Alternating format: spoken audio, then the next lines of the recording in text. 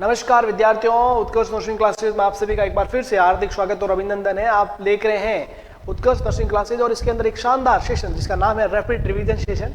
आज का टॉपिक बिल्कुल छोटा सा टॉपिक रहने वाला है, लेकिन उतना ही उपयोगी रहने वाला है। कई एग्जाम के अंदर बार बार नहीं, कई बार एक सवाल पूछा जाता है हॉस्पिटल एक्वायर्ड इन्फेक्शन से संबंधित। तो इसके बारे में अपन कुछ की पॉइंट चर्चा करेंगे, टू द पॉइंट चर्चा करेंगे।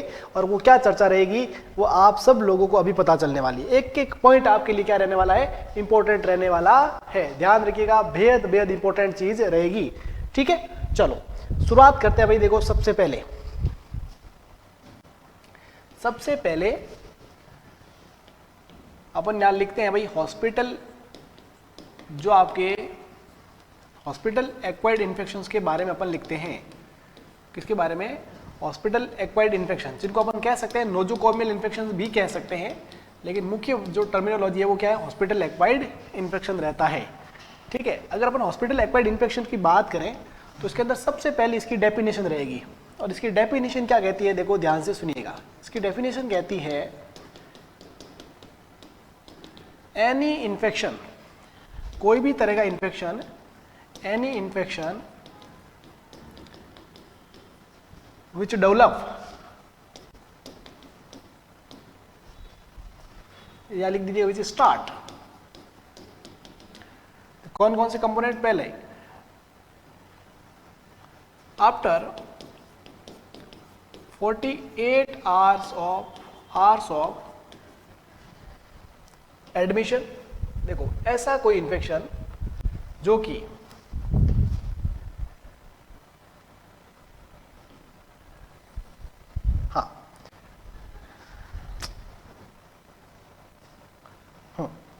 देखो, after 48 hours of admission,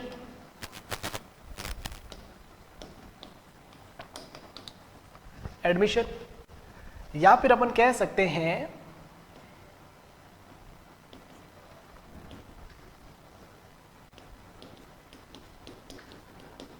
after 3 days of discharge.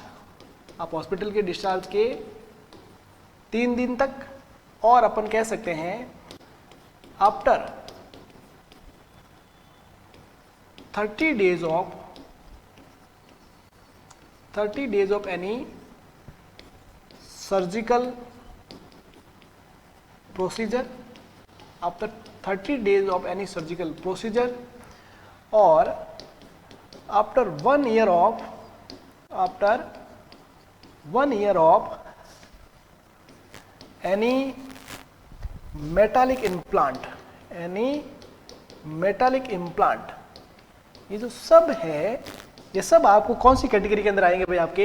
आपके हॉस्पिटल एक्वायर्ड इन्फेक्शन की कैटेगरी के अंदर आएंगे। कितनी बातें लिखी मैंने? 4 बातें लिखी, चारों की चारों महत्वपूर्ण बातें। ध्यान से सुनिएगा।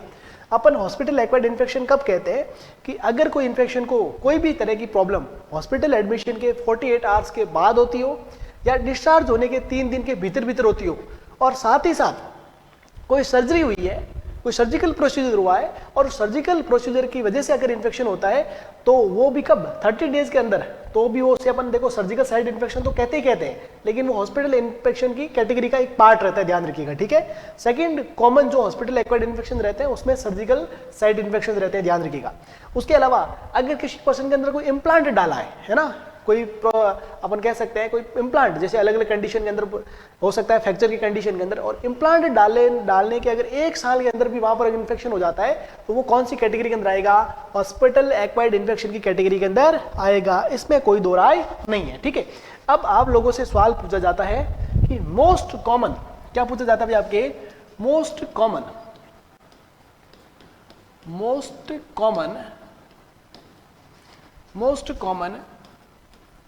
हॉस्पिटल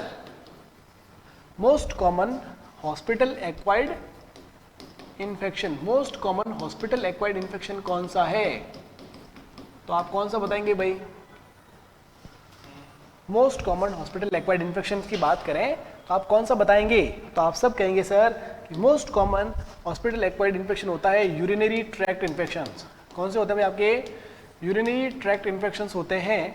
और ये टोटल हॉस्पिटल इन्फेक्शंस के ये टोटल हॉस्पिटल इन्फेक्शन के 30 to 40% सिर्फ और सिर्फ कौन से होते हैं भाई, आपके यूरिनरी ट्रैक्ट इन्फेक्शन होते हैं, और जिसका मोस्ट कॉमन कॉज क्या होता है, आपके इश्चीरिया कोलाई होता है। ये बात भी ध्यान रखिएगा, ये कहीं एग्जाम के अंदर बार बार पूछा हुआ सवाल है, याद रखिएगा। अपने वैसा लगेगा, अपने माइंड में ऐसा थॉट आता है कि भाई सर हॉस्पिटल के अंदर तो रेस्पिरेटरी इन्फेक्शन कॉमनली होने चाहिए थे, इन्फेक्शन बैक्टीरिया घूमते ही रहते हैं और कोई भी पर्सन के अंदर इनहेल होने की वजह से होने के चांसेस सबसे ज्यादा होंगे, लेकिन ऐसा नहीं है।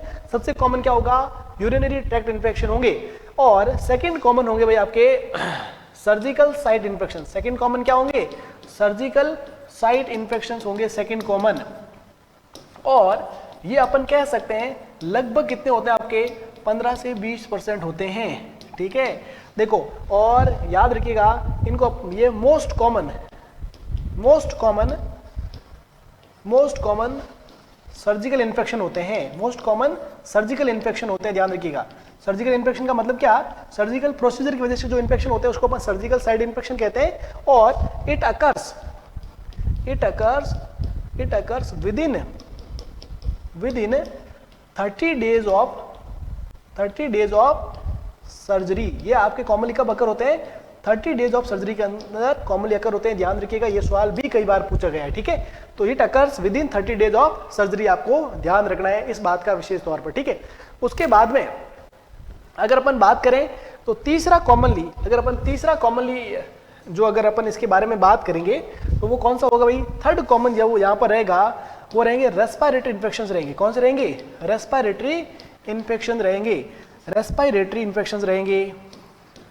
और जो रेस्पिरेटरी इन्फेक्शंस होते हैं ये आपके कॉमनली लगभग कह सकते हैं अपन 10 to 15% या इवन 10 to कई बार 25% तक भी जा सकते हैं, लेकिन कॉमनली ये आपके कहाँ पर होते हैं, आपके 10 to 15% होते हैं रेस्पिरेटरी इन्फेक्शंस। यहाँ पर थर्ड कॉमनेस्ट आपको देखने को मिलेगा, ठीक है। अब उसके अलावा अगर अपन बात करें फोर्थ की अगर अपन बात करेंगे तो फोर्थ नंबर पर आपके कौन आएगा भाई, आपके फोर्थ नंबर पर आएगा क्या, बैक्टीरियमिया। क्या आएगा, बैक्टीरियमिया, या अपन इसको और क्या कह सकते हैं, सेप्टिसीमिया।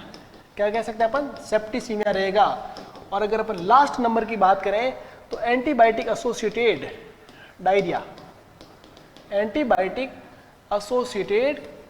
डायरिया जो रहता है वो आपके नंबर 5 पर जाएगा। कहां पर जाएगा, नंबर 5 पर जाएगा, ठीक है। तो ये तमाम चीजें जो रहती है ये आपके सारे के सारे कंपोनेंट रहती है हॉस्पिटल एक्वायर्ड इन्फेक्शन की। हॉस्पिटल एक्वायर्ड इन्फेक्शन की डेफिनेशन, सबसे कॉमन कौन सा, दूसरे नंबर, तीसरे नंबर, चौथे नंबर, पांचवें नंबर, सबका मैंने राइट डाउन करवा दिया और आपके रैपिड रिवीजन की बुक के अंदर ये नोट छप जाना चाहिए। बेहद उपयोगी रहेगा हर एक एग्जाम के लिए, तो आप इन सारी बातों को याद रखना मत भूलिएगा। Thank you dears, thank you so much for joining the session.